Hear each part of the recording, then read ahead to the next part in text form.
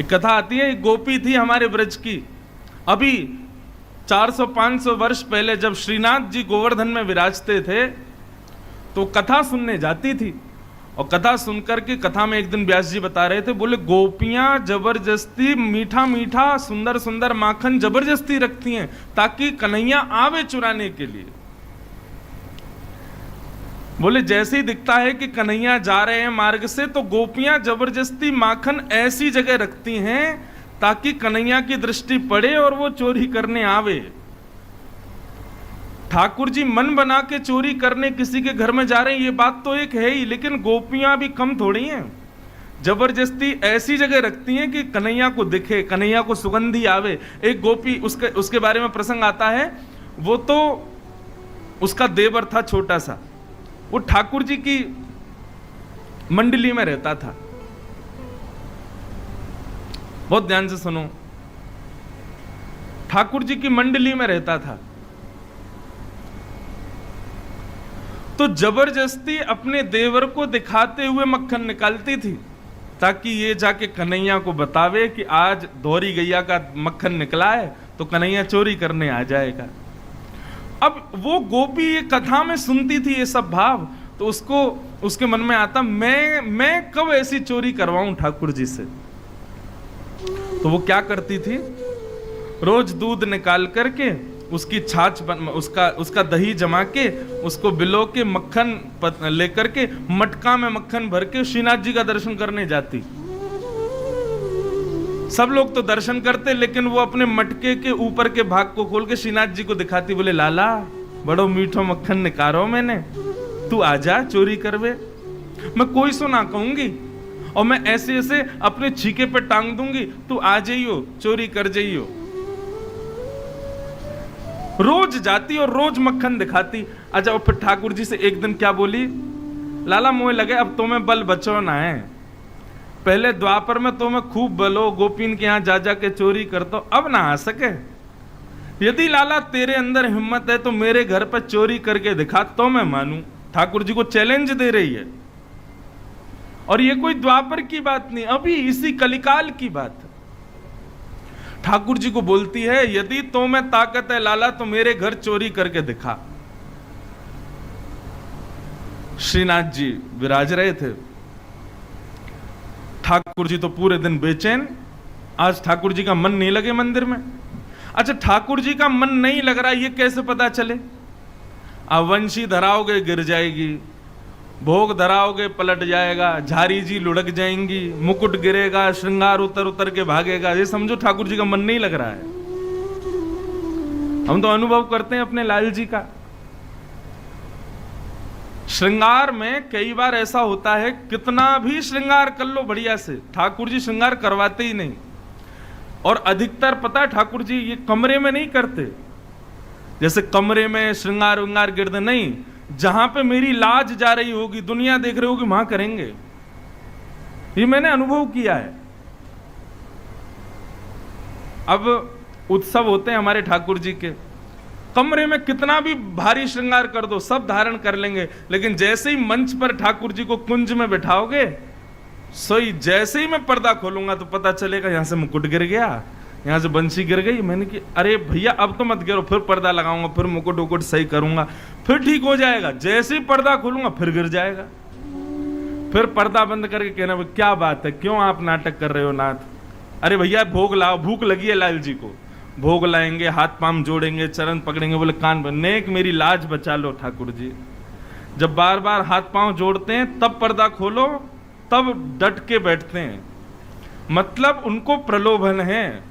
यदि भोग की व्यवस्था नहीं तो उनको कहना पड़ता, बोले लाल जी आज मैं आपको हाथ जोड़ के निवेदन कर रहा हूं, शाम को कमरा में जाके बढ़िया मालपुआ खवाऊंगा, बढ़िया आपको खीर को भोग लगाऊंगा, आज पूड़ी को भोग लगाऊंगा, आज मेरी लाज बचा लो, तब जाकर के श्रृंगार बचता है, नहीं तो उतार देते हैं सारा। ये जो सेवा करते होंगे उनके अनुभव का विषय है, जिनको सेवा नहीं है वो इसको सुन के बस ऐसे ही सुन रहे होंगे, लेकिन सेवा करोगे तो ये अनुभूति होगी। हमारे लाल जी पिछली साल 1 महीना के लिए विदेश गए हमारे साथ। अब विदेश में कितनी भी व्यवस्था हो लेकिन हमारे ठाकुर जी को सुख नहीं मिलता। क्यों? लाला कछु ना चाहिए, बस भोजन चाहिए दुनिया भर को, जितना है सके बढ़िया बढ़िया पवाओ। और विदेश में भारत जैसा भोजन मिलता नहीं। वैष्णवों के घर रुकते हैं तो वो लोग भी बनाते तो हैं, लेकिन उतने भाव से नहीं बना पाते। तो ठाकुर जी, एक दिन वहां उत्सव था शरद पूर्णिमा का कनाडा में। तो शरद पूर्णिमा के उत्सव पर कभी दिया लुढ़क जाए, कभी मुकुट गिर जाए, कभी ये गिर जाए। खूब भोग रख दिया, खीर रख दी, सब हाथ पांव जोड़ लिए, लाल जी मान जाओ। नहीं माने। तो मन में एक भावना आई, मैंने कहा लाल जी मुझे पता आपको पेट नहीं भर रहा अच्छे से, यही मारे आप नाराज रहे हो। आपको पक्का वचन दे रहा हूं, भारत पहुंचते ही 56 भोग लगाऊंगा, अन्नकूट करूंगा आपको, आज बस श्रृंगार बचा लो। उसके बाद श्रृंगार धारण किया, नहीं तो उतार उतार फेंक रहे थे। तो हमारे लाल जी बड़े, जब इनका मन नहीं लगता ये श्रृंगार फेंकते हैं, आरती बुझा देंगे। इसको लोग अपशगुन समझते हैं, अपशगुन नहीं है ये, ठाकुर जी को कोई इच्छा है वो जाके चरणों में निवेदन करो, सोई मान जाएंगे। तो ठाकुर जी कभी वंशी घेर दें, कभी कुछ करें। तो गुसाई जी ने कही जय जय, कहा बात है, आज आप डट नहीं रहे हो, कभी वंशी घेर रहे हो, कभी छड़ी घेर रहे हो, कभी कछु श्रृंगार उतार रहे हो। तो ठाकुर जी कई बार गुसाई जी को अपने मन की बात नहीं बताते थे, लेकिन सखा जो गाने कीर्तन आते थे उनको बताते थे। तो उस दिन कुंभनदास जी आए, गुसाई जी बोले पतो ना जय जय को कहा है, सवेरे तो मोलट को भयो है, कभी श्रृंगार घेर दें, कभी मुकुट घेर रहे हैं, आरती करन ना दे रहे, पतो ना कहा भाव है। तो कुंभनदास जी ने कही जय जय, कहा भयो आप इतने उदास क्यों हैं। ठाकुर जी बोले कुंभना एक गोपी आवे और रोज मुंह को दूरते ही मक्खन दिखावे, और वाक्य मक्खन को देख के मेरे मुंह में पानी आवे। कुंभनदास जी बोले मक्खन की कोई कमी है, अभी बताओ, कल को 56 भोग 56 प्रकार के मक्खन ही धरवा दूं आपके आगे। बोले ना मुकू ये सब मक्खन, अब तो वही गोपी के घर को खानो है। कुंभनदास जी बोले ऐसा कहा कर दिया गोपी ने। बोले और दिन तो दिखाती, आज तो हमको चुनौती दे के गई है, आज हमसे कह के गई है लाला तुम्हें बल ना है, तुम्हें बल हो तो मेरे घर को मक्खन चुरा के दिखा। कुंभना मुझे तो वही के घर को मक्खन खानो है। अब कुंभनदास जी बोले ये द्वापर नहीं है, कलयुग है, यहां पर आप चलने फिरने लगे तो संसार आपके पीछे पड़ जाएगा। कुंभनदास जी बोले, ठाकुर जी बोले कछु कर कुंभना, मुंह तो वही के घर को मक्खन खानो है। तो कुंभनदास जी बोले एक काम करो, अर्धरात्रि में चलें। बोला हाँ आधी रात्रि में चलो। आधी रात्रि जब ठाकुर जी के शयन आदि हो गए, आधी रात्रि में कुंभनदास जी मंदिर के पीछे भाग में पहुंचे तो ठाकुर जी खिड़की से उतर के आए, कुंभनदास जी के कंधा पे बैठ गए, सिर पे दोनों हाथ दल लिए, और रास्ता भी ठाकुर जी बता रहे हैं। हाँ कुंभना आगे ते उल्टे माऊ मुड़ जा, और यहाँ ते सीधे माऊ मुड़ जा, अरे देख सीधे चलो चल, 4 घर छोड़ के। कुंभनदास जी बोले आप कब घूम गए। बोले मैं ना घूम के गए, वो गोपी रोज मुंह को घर को पता और बता के जाती, मेरा घर मां है, आ जाइयो। कुंभनदास जी बोले भैया मैं बड़ो बूढ़ो आदमी, मुंह पे चोरी फोरी होवे ना है।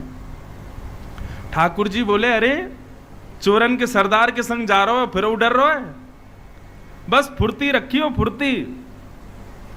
और कुंभनदास जी के संग ऊपर छीके पे, ऊपर छत पे होकर के ठाकुर जी आंगन में पहुंच गए।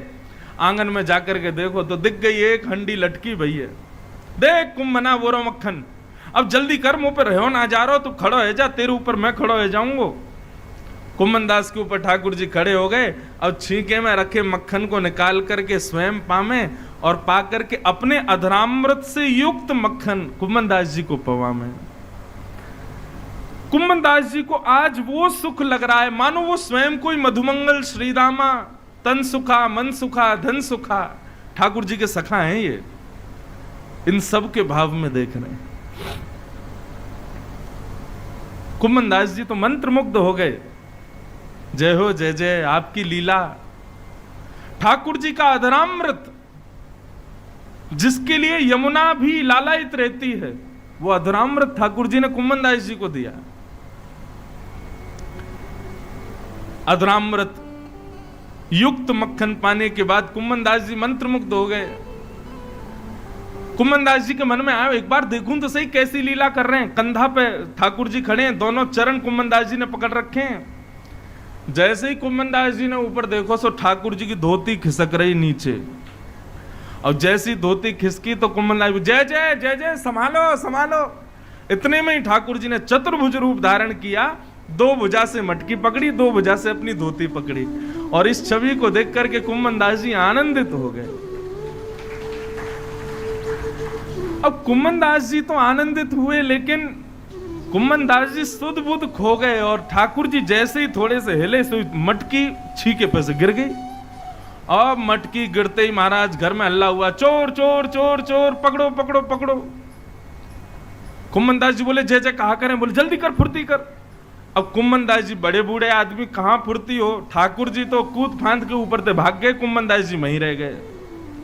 अब गोपी ने उठाए डंडा मारे कुम्मन दास जी में, प्रकाश करके जब मुखमंडल देखा, अरे ये तो कुम्मन दास है, मंदिर में गानों गावे, मंदिर में पद गावे।